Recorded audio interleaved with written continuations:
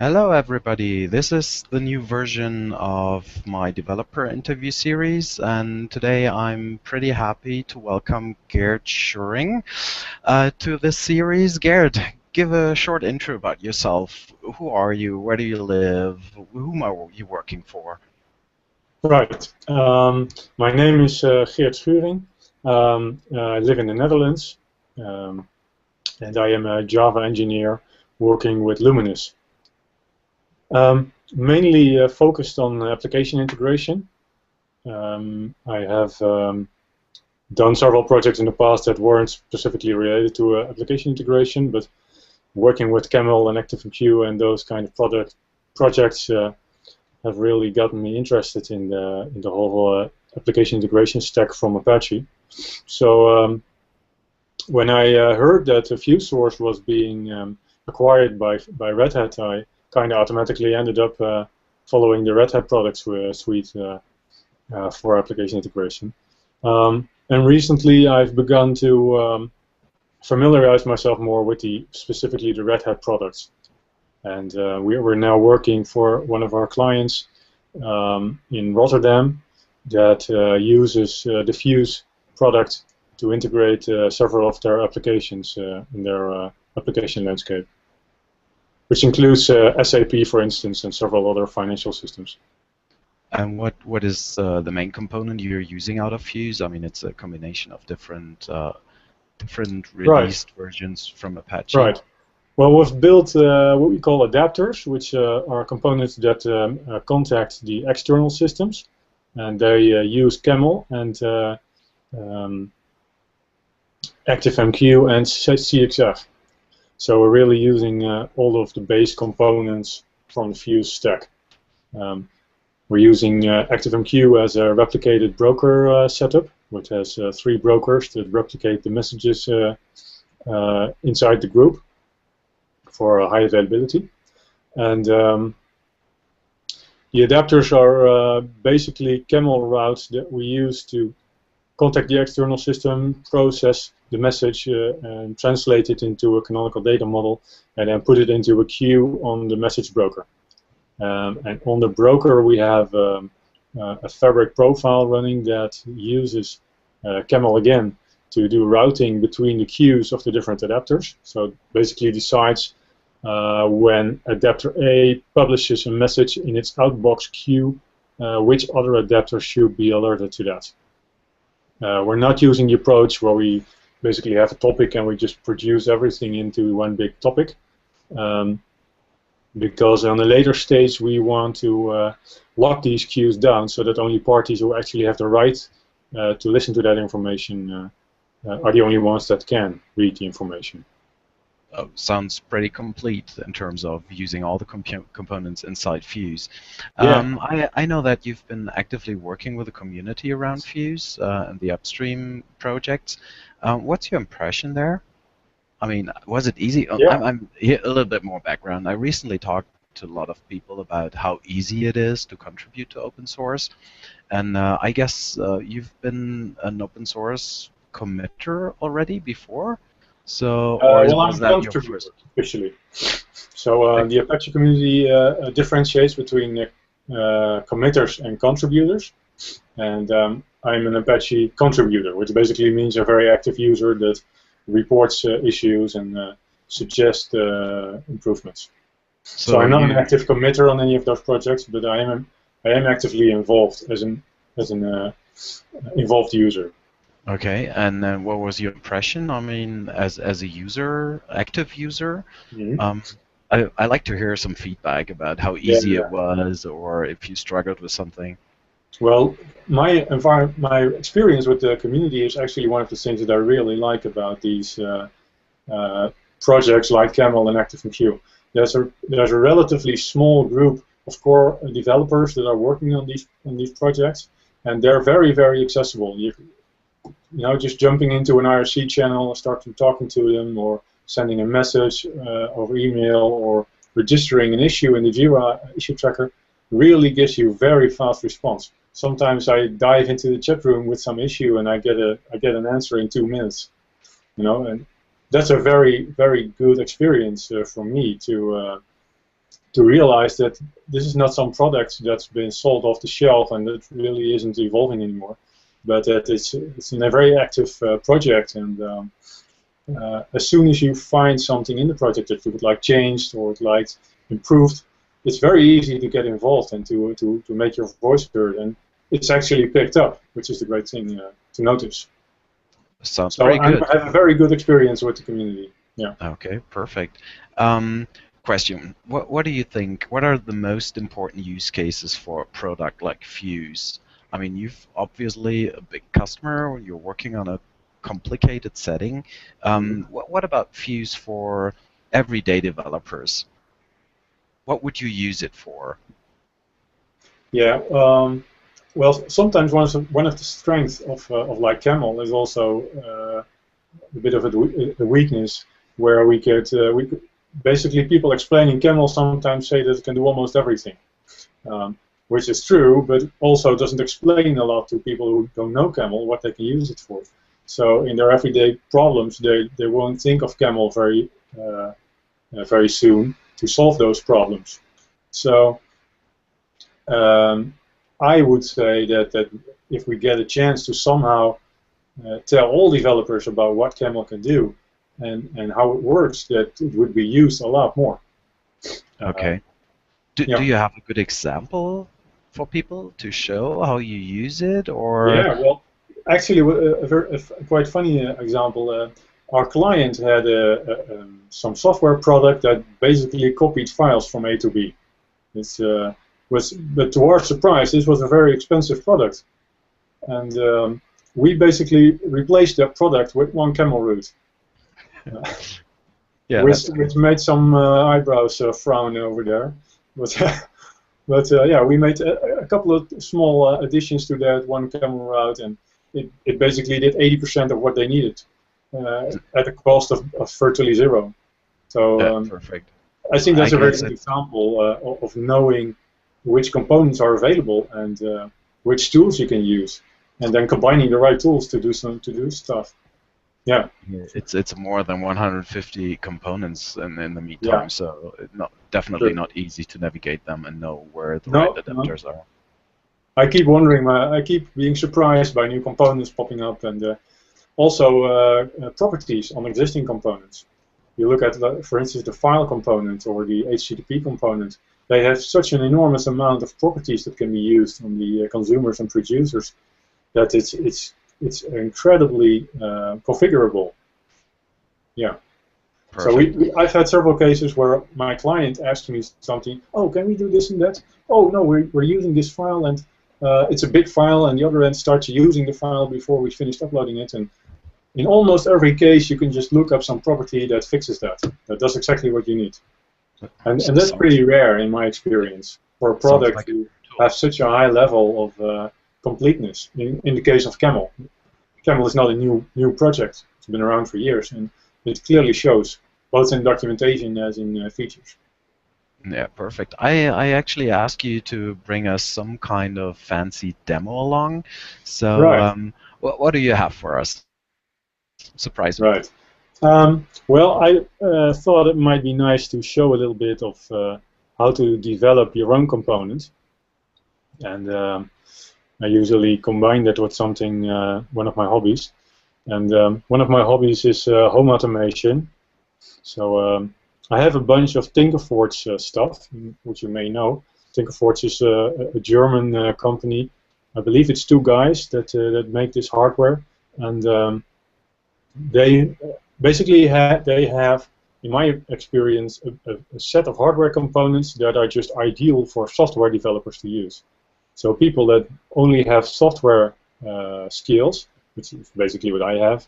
I know how a soldering iron works, but that's about it. But these components are very easy because they're basically plug and play. I'll show you a bunch of them in a minute. And they come with a complete programming API. So it's just a software developer can just do everything he wants with it, basically. So the demo that I want to show you is the Camel component that I wrote for Tinkerforge, and combine that with some of the basic Camel features like load balancing, which is quite funny to watch on a big LCD setup. So what I have behind me, which you might see if I change my laptop a little bit, is a panel which I've put a bunch of LEDs inside. And before that, let me introduce the Tinkerforge components for a very short time. Tinkerforge comes shipped with a standard program to discover which components you have attached to your computer, which is this one. Let me share that.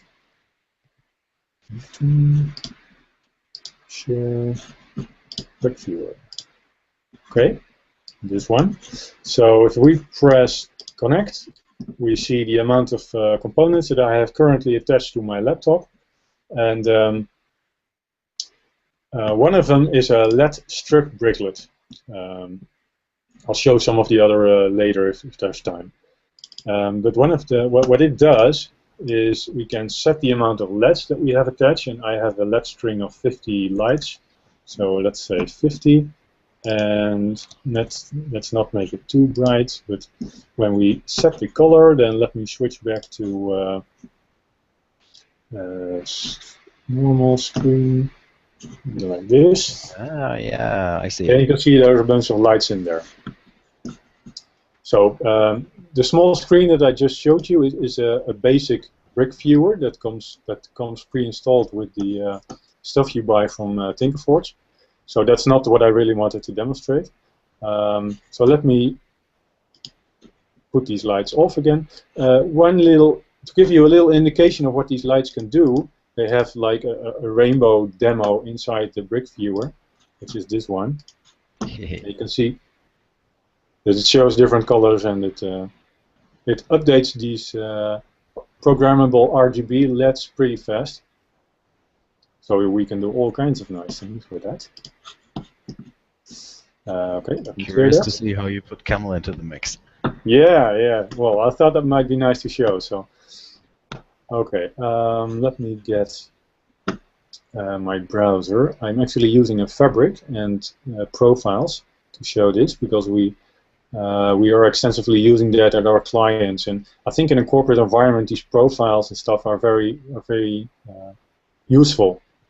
So, which is just one of the features of Fabricate. Let me see. Can get my browser, my other browser. Yeah, okay, this one. Screen share. And, okay, there it is. Is it visible enough for you? Works good. All right. Well, let me show you what I have here. The root container. I'm going to skip the introduction on Fuse and Fabricate. I think the people you've interviewed before me have pretty much explained that. So I hope they did. That's a good chance for everybody listening here to catch up with the already up and running interview series. So go ahead. Yeah, I can recommend that. It's been very informative to watch. Okay, so the root container is the Fuse that I've started on my laptop, and then I have added one child container just for a nice keeping a tidy environment. I created a separate container that I call Demotica container, and I have installed the Camel feature on it. By the way, can you see my mouse cursor too? Yeah, I can. Ah, great. Okay, so I can use that as a pointer. I've installed the Camel feature on it because I want to install a Tinkerforge Camel component. So we need Camel on there. And now I'll show you the profile that I created. Tinkerforge, and then we have a component profile. So the only thing it contains basically is the Camel Tinkerforge component. I'll do the installation on the container and show you some blinking lights, and then I'll dive into the code of how that component works. Alright, let's get back to the management page. This is actually the page I use the most, which surprisingly I thought I discovered is missing in the latest Fabricate version. I'm not really into the latest versions. I know that they're working on it at the very moment, so Yeah, it's there's a very much. lot of new stuff coming up. Yeah, exactly. And I just can't hold myself back into looking into the new versions every now and then. Just downloading a new beta and trying it out. Fair enough. I mean, that's part of the game. You give feedback and try early betas, and we fix bugs, right? Right, right. It works very nice. Okay, so let me deploy the components. If we change the view to the Domotica container and use the log tab, then we can see, the OCI tag, then you can see that there is nothing really installed. But as soon as I apply the Tinkerforge component profile to this container, then we see on the OCI tab that the Tinkerforge Camel component has been installed. Okay, great. So of course that doesn't do anything on the LEDs. So now we're going to install a Camel root that actually makes. Let me show the source. I'm kind of a source guy, so I don't use all the graphical stuff. So this is a Camel root that uses a timer and sends a message every 400 milliseconds. Then it sets a couple of headers that are used by the Tinkerforge component to know what it has to do. Since these are RGB LEDs, which can display basically every color you can mix up with these three colors, we have three headers that you can set a value for, and then you can set a duration. So how long does the light have to stay on? And what we're doing right now is to just send it to LED 0, which is another root, and add some more headers, in this case the position. So when we deploy this,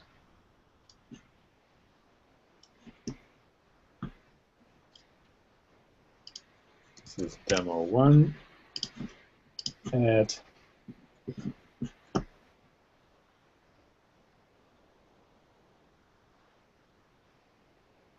alright.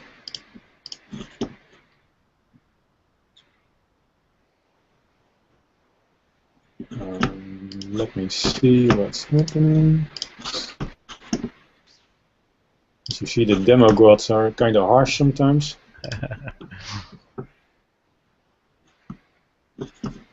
Configuration. I tried this several times before I wanted to show this to you. Let's see. Looks good. It is deployed, but I'm not seeing anything blinking. This is kind of funny. Oh wait, maybe because I have this one connected still. Ah, right, that's it. Okay, I made a small mistake by leaving the brick viewer open, which also controls the LED panel, and then keeps resetting it underneath. So I have now disabled the brick viewer, and I'll switch back to the normal view, like this. Okay, and now you see one LED blinking.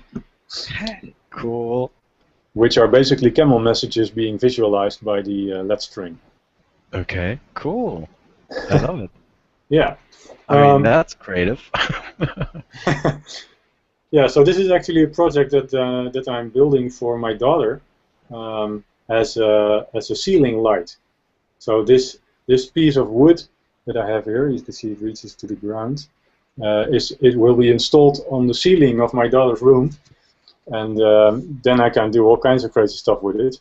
For instance, the resolution of these pixels, which is 9 by 9, is big enough to display numbers. So I can actually make like a countdown clock in a very low brightness setting that shows her how much minutes she has before she can go out of bed. Which should prevent her from waking me up at 5. Make 2 of them. I mean, I have 2 daughters, so I could use them too. Sounds cool. I have 2 daughters too.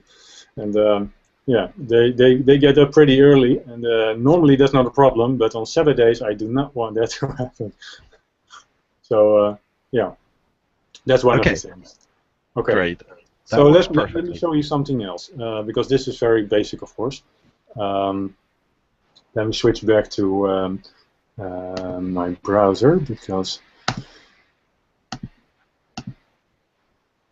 I wanted to show that that Views actually makes it very easy to change the setting of your profile while it's running. Unfortunately, I don't know if I can show the video and the browser at the same time. I think maybe not. I don't know how to do that right now. Okay, so I'll just switch back and forth. This is the LED strip demo, the source. And you can see this is very basic. This is just from the timer to LED number 1. Okay, so but we can do some live editing, because this is an XML route stored in the profile. So we can just edit this in the environment, and for instance show you how load balancing works in Camel by load balancing these messages over the LEDs. So if you put this in and we save it,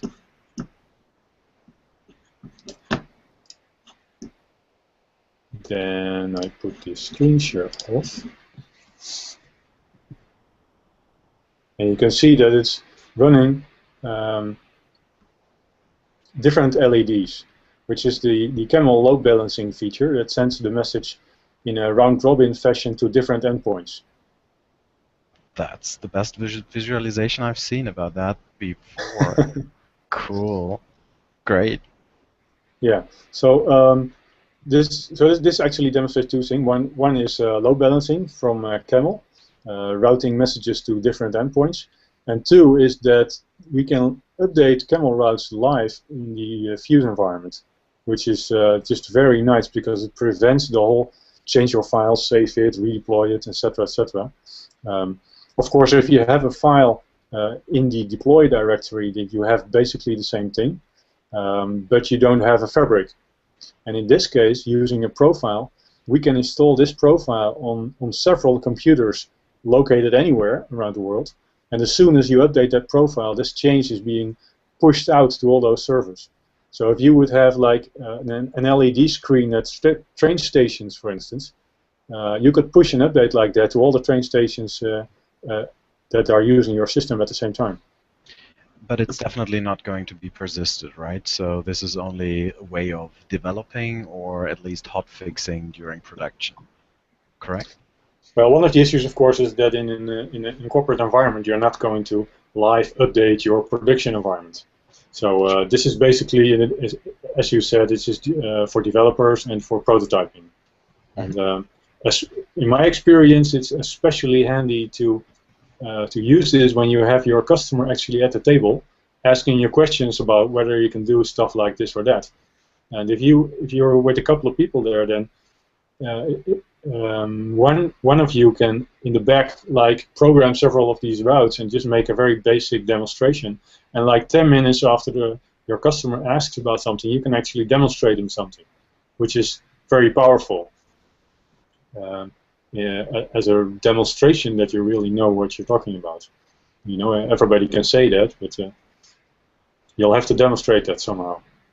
Yeah, true. Okay, let me show one more thing. Let's go back to the browser. There it is. For instance, we have. Let me show you this for the periods. Now we get a message every 400 milliseconds, which enables a light every 200 milliseconds. So when we change that, like to a little bit faster, let's say every 200 milliseconds, we want to enable a light, and it should stay on for 600 milliseconds, which means that we basically have 3 LEDs at a time. Let's make that 8. That's 4 LEDs at a time that are enabled. And we're going to save that. And then I'm going to try to switch back as fast as I can. Now it looks more like a game. Snake, yeah. Looks familiar. Looks like worms. Yeah. Okay, so when I have another profile like this, and I'll just let you see the LEDs now, because in the background I'm going to deploy another profile that also has a camel route comparative to this. Let me do that. So I'm going to add the demo2 profile to my container. And then you can see that there's another route. Maybe I should make this a little darker. Oh, can you see the red LEDs properly? Yeah, yeah, it works. Okay, right. So now there's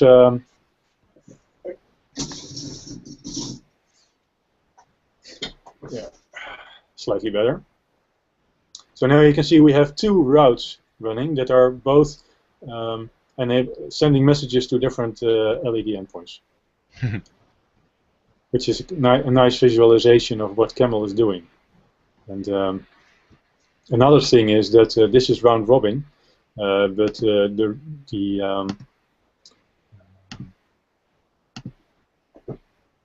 load balancer also supports random distribution of messages across your endpoints. So let me just change the XML very quickly here, from round robin into random, and save that.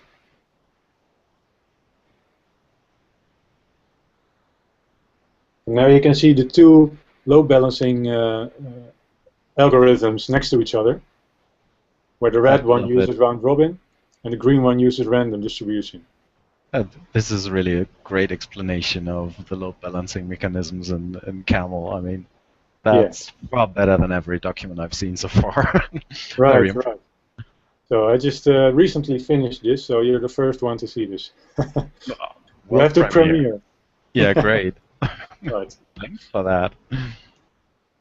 And so on Tinkerforge, I have a little bit more stuff I can show you in a couple of seconds. I created a little box from. I basically just bought a transparent box from IKEA and drilled a lot of holes in it and then stuffed a bunch of components in it. Which has like buttons on the side, it's reflecting a bit, an LED screen in the middle, more buttons on this side, and an RFID reader in here. Yeah.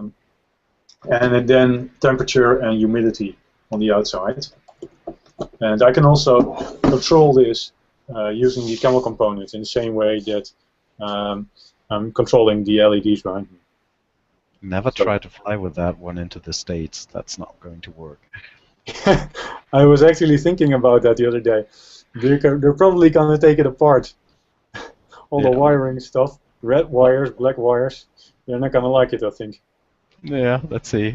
I know some stories from a friend of mine who's more regularly doing it. So be prepared for longer stays at immigration and customs. Yeah. But, yeah. That's just the way it has to be done. Okay, so that's basically what I wanted to demonstrate. I can keep talking about this for all day, so... we better find an end to that. Thanks a lot for all the creativity. Are you going to open source the Tinkerforge Camel plugin somewhere so that people can actually have a look at it? Definitely. Actually, it's already open sourced and public. So it's on Bitbucket. Okay. And anybody who would like to use it can just download it. Okay. It's called Camel Tinkerforge. Perfect. I'm going to include the link when I publish the interview. Geert, thanks a lot for your time. I really enjoyed that one. So be successful with your customers project. And I hope we get a chance to talk to each other again somewhere in the future. Yeah, that would be nice. Perfect. Oh, before I forget it, we have for Dutch people located in the Netherlands, we have a Dutch Fuse user group on LinkedIn now. So anybody who would like to join the Dutch Fuse user group is welcome to do so. Yeah, perfect. So, thanks again. Take care. Bye. Okay, bye.